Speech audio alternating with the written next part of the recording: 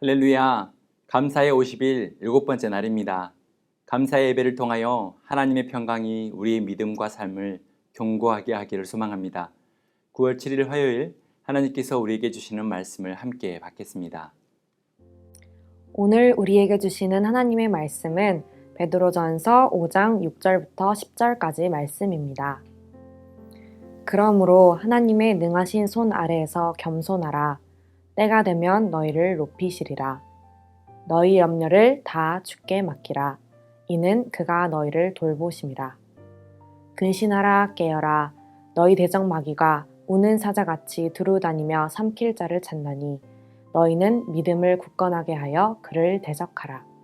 이는 세상에 있는 너희 형제들도 동일한 고난을 당하는 줄을 알미라.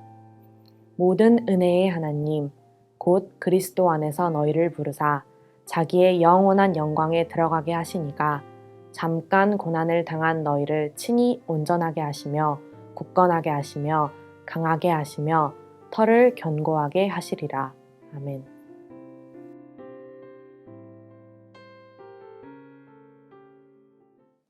태양은 우리 믿음과 상관없이 항상 존재합니다. 밤이 되어 온 세상이 캄캄하여도 태양은 지구 반대편에서 빛을 내고 있습니다. 먹구름이 끼는 날에도 구름 위에는 항상 태양이 존재합니다. 잠시 구름이 태양을 가리고 있었기에 조금 어둡게 보이고 비바람이 불게 되는 것뿐입니다. 하나님의 살아계심도 이와 같습니다. 하나님이 없다고 말하는 세상 속에서 우리는 어려운 일을 당하고 근심한 일을 마주하게 됩니다. 하지만 사람들의 믿음과 상관없이 하나님은 항상 살아계셔서 우리와 함께 하시는 분이십니다. 우리 모두가 인생의 먹구름을 마주할 때마다 그 고난 위에서 살아계신 하나님을 온전히 믿고 의지하면서 겸손하게 하나님의 때를 기다리는 성도님이 되시길 소망합니다. 오늘 본문은 성도가 고난에 처할 때, 인생의 먹구름을 맞이할 때 취해야 할 신앙의 태도가 겸손이라고 말씀합니다. 왜냐하면 바로 앞절에 5절에 보시면 하나님께서는 교만한 자를 대적하시지만 겸손한 자들에게는 은혜를 주시는 분이라고 말씀합니다. 그래서 6절과 같이 겸손하라고 말씀합니다. 그러므로 하나님의 능하신 손 아래에서 겸손하라. 때가 되면 너희를 높이시리라. 겸손은 우리의 본성이 아닙니다. 우리의 본성은 교만이고 자랑입니다. 하지만 우리가 환난 앞에서도 겸손한 태도를 가질 수 있는 것은 하나님의 능하신 손 아래에 있기 때문입니다. 하나님의 전능하신 능력과 통치 아래에 우리의 삶이 있기 때문입니다. 하나님께서 이스라엘 백성들을 악의 세력으로부터 보호하시고 구원하신 것처럼 반드시 택하신 하나님의 자녀들을 구원하시고 은혜 주실 것을 믿기 때문입니다. 사랑하는 성도 여러분, 하나님께서는 때가 되면 겸손히 행하는 자들을 높여주시는 분이십니다. 우리 모두가 현재 어려운 상황에 관계없이 겸손히 하나님께 순종하며 높여주시는 하나님의 때를 기다리는 성도님이 되시길 축복합니다. 그렇다면 성경이 말하는 겸손한 태도는 무엇일까요? 겸손은 소극적으로 아무것도 하지 않는 것을 말하지 않습니다. 오히려 적극적이고 자발적인 믿음의 행동이 바로 겸손입니다.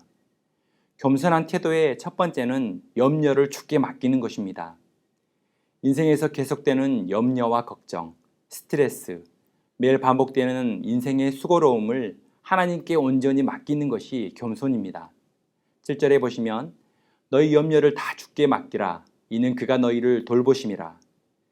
주의 성도들은 적극적으로 우리의 인생의 염려를 주께 맡겨야 합니다. 예배하고 기도하면서 수고하고 무거운 짐을 주께 맡겨야 합니다. 맡기라에 해당하는 히브리어는 뭐뭐 위에 던져버리다 라는 의미가 있습니다. 한마디로 모든 염려를 주께 던져버리라 이런 뜻입니다. 호숫가에서 돌멩이를 던져본 경험이 있으실 겁니다. 수면 위로 힘차게 돌을 던지면 돌은 몇 번 튀기고 난 후에 다시는 볼 수도 없고 찾을 수도 없는 깊은 물속에 들어가는 걸 볼 수 있습니다. 인생의 염려도 하나님께 그렇게 던져버리는 것입니다. 오늘도 하나님께 기도하면서 염려와 걱정을 온전히 던져버리는 성도님이 되시길 축복합니다. 겸손의 또 한 가지 적극적인 태도는 근신하여 깨어있는 것입니다. 이것은 주의하여 깨어있으라는 말입니다. 8절을 보시면 근신하라 깨어라 너희 대적 마귀가 우는 사자같이 두루다니며 삼킬 자를 찾나니 라고 말씀합니다. 사람들이 경험하는 모든 악의 근원은 마귀로부터 오는 것입니다. 성도들을 넘어지게 하고 시험 들게 하고 하는 것이 다 사단의 영향력입니다. 이에 대하여 베드로 사도는 사탄을 우는 사자같이 삼킬 자를 찾는 자라고 기록하고 있습니다. 사자들은 병들거나 낙오한 동물을 주로 공격합니다. 홀로 있거나 경계하지 않는 동물들을 선택합니다. 그리고 조용히 배회하면서 주시하고 기다리다가 먹잇감이 경계를 늦출 때 갑자기 달려듭니다. 큰 소리로 으르렁거리며 먹잇감을 뜯고 사자의 입속에서 그 먹잇감을 몰아넣습니다. 마귀는 자신의 어려움에 집착하고 있는 사람, 삶의 염려로 믿음의 경계를 풀어버리고 두려움과 외로움에 홀로 있는 사람, 믿음의 공동체에서 떨어져 나가 위로와 도움을 받지 못하는 사람을 공격합니다. 그러므로 성도는 사단의 공격으로부터 자신을 지키기 위해 하나님의 말씀 앞에서 항상 깨어있는 삶을 살아야 합니다. 주의하여 깨어있어 주변 성도들을 위로하고 사랑하고 섬기는 소명의 삶을 살아야 하는 것입니다. 사랑하는 성도 여러분, 사탄은 근심과 두려움을 사용해서 우리를 공격합니다. 경제적으로, 관계적으로, 정서적으로 근심하게 합니다. 그래서 하나님을 의심하게 하고 생각하지 못하게 합니다. 하지만 사실 우리가 근심하는 일들이 대부분 실제 상황으로 연결되는 경우가 극히 일부입니다. 대부분 사탄이 우리의 마음과 삶을 어둡게 하는 공격인 것입니다. 그러므로 항상 깨어있어 믿음을 굳건하게 하십시오. 두려움이 찾아올 때마다 예수 그리스도의 이름으로 사탄을 대적하며 기도하십시오. 우울하고 힘들 때마다 가만히 있지 마시고 적극적인 겸손의 태도를 취하십시오. 적극적으로 모든 염려를 주께 맡기고 나와 가정과 공동체 사람들을 살피며 기도할 때에 하나님의 돌보심을 경험하는 복된 성도의 삶이 되시길 소망합니다. 오늘의 묵상 말씀 질문입니다. 당신은 근심하는 마음의 배후에 악한 영이 존재하고 있음을 인식하고 있습니까? 함께 공동체 기도를 드리겠습니다. 사랑의 하나님, 우리에게 근심을 이길 수 있는 능력과 평강을 주옵소서. 가정과 교회가 어려운 상황 속에서도 하나님을 바라보며 영적으로 깨어있게 하옵소서. 함께 승리할 수 있는 믿음의 공동체를 세워갈 수 있도록 인도하여 주옵소서. 감사함이 예수 그리스도 이름으로 기도드립니다. 아멘. 오늘의 추천 찬양은 성도의 노래입니다. 오늘도 예수 그리스도의 능력으로 믿음을 지키고 기뻐하면서 이웃을 부욕해 하는 성도의 삶을 살아가시길 주님의 이름으로 소망합니다.